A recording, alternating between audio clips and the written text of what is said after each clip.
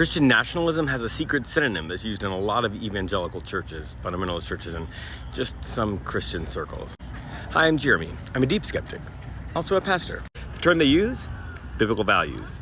And by that they mean sort of Christians taking over control of the government and returning it to supposed Christian foundations that never existed, and all of the typical conservative, anti-choice, all of those kinds of political positions. And that's incredibly problematic because, as I've shown in multiple videos, God is really pro-choice. The Bible doesn't say that life begins at conception, and the real problem is that God doesn't want a Christian nation. Let's talk about the Christian nation, because when you look at the Bible, there's this really interesting progression. And let's just be clear, the Bible's not univocal. It doesn't speak with one voice about anything.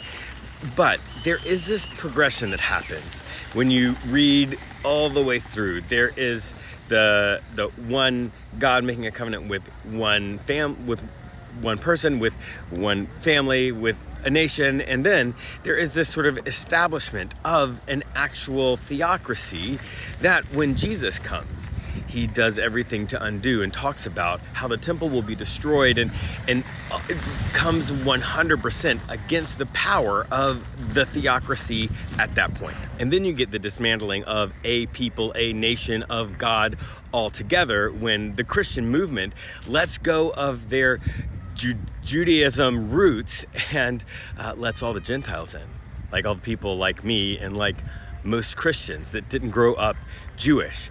That undoes all of it.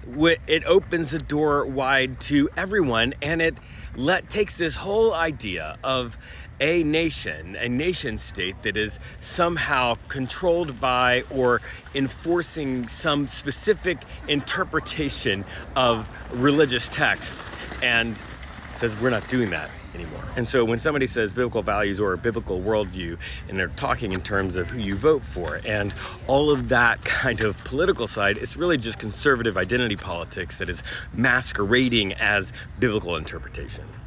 Bottom line, Christian nationalism is neither Christian nor in the best interest of the nation.